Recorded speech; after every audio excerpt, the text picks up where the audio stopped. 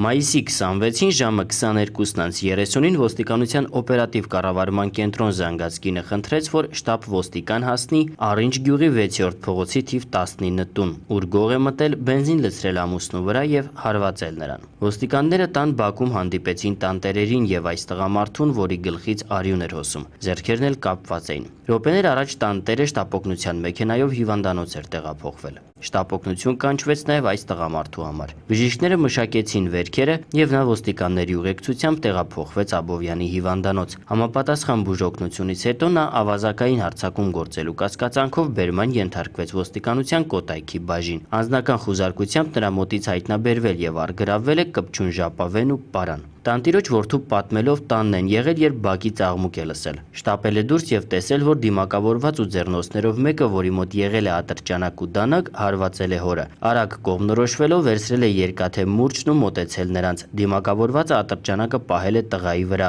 Վերջինս էլ ձեռքով այն հրել է մի կողմ ու մուրճով հարվածել հարձակվողի գլխին։ Հրելուց ատրճանակը դիմակավորվածի ձեռքից ընկել ու կոտրվել է։ Տղան էլ հասկացել է, որ այն պլաստմասե է, ոչ թե իսկական։ Այնուհետև վիրավոր հոր օգնությամբ վնասազերծել են դիմակավորվածին, խլել դանակն ու կապել ձեռքերը։ Երիտասարդը նկատել է, որ հայրը վիրավոր է, շտապօգնություն են զանգել ու տեղափոխել Սուրբ Գրիգոր Լուսավորիչ բժշկական կենտրոն։ Ըստ նախնական տվյալների, ավազակային հարձակման մեջ կասկածվողը ցանկապատի վրայով մտել էր բակ ու հանդիպել տանտիրոջը։ Խաղալիք ատրճանակի եւ դանակի գործադրման սպառնալիքով փորձել էր փող ապշտակել։ Սակայն հանդիպելով տանտիրոջ դիմադրությանը, իր մոտի պլաստմասե տարայով բենզինը լցրել էր նրա վրա ու խոհանոցային դանակով հարվածել որովայնին։ Թե ինչ է կատարվել հետո, արդեն ներկայացրինք։ Տան բակից հայտնաբերվեցին դանակ, դիմակ, ձեռնոցներ, բենզին, խաղալիք ատրճանակի պլաստմասե կտորտանքներ եւ այլն։ Դեպքի առթիվ քրեական գործ է հարուցվել։ Ավազակային հարձակման մեջ կասկածվող առինջեցի 54-ամյա Վիրաբ Ղազարյանը